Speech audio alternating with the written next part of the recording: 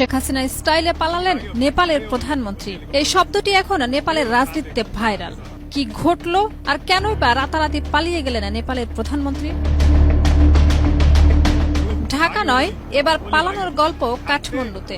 9 September জেনজিদের বিক্ষোভের মুখে পদত্যাগ করেছেন নেপালের প্রধানমন্ত্রী কেপি শর্মা ওলি। এরপর হেলিকপ্টারে উঠে গন্তব্যহীন যাত্রা শুরু করেন তিনি। সোর্স বলছে, কোনো পাসপোর্ট, কোনো ব্যাগ, এমনকি মোবাইলও নিয়ে যাননি তিনি, যা দেখে নিশ্চিত করে বলা যায় এটা শেখ হাসিনা স্টাইলে পালানো। যদিও শেখ হাসিনা পালানোর সময় বেশ কিছু লাগেজ তাকে বহনকারী হেলিকপ্টারে তুলতে দেখা যায়।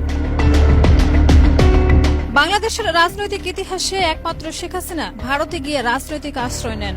এবার সেই কৌশল অবলম্বন করেছেন নেপালের ক্ষমতাচ্যুত প্রধানমন্ত্রী। নেপালের রাজনীতি নিয়ে যখন চলছে তোলপাড়, এরই মধ্যে পালিয়ে গেলেন দেশটির প্রধানমন্ত্রী। তবে প্রশ্ন রেখে গেলেন, কোথায় কার সাথে গেলেন তা কেউই জানে না। তবে শেখ হাসিনা স্টাইল যে এখনো ফ্যাশনে আছে তা প্রমাণ করে দিলেন নেপালের সাবেক এই প্রধানমন্ত্রী।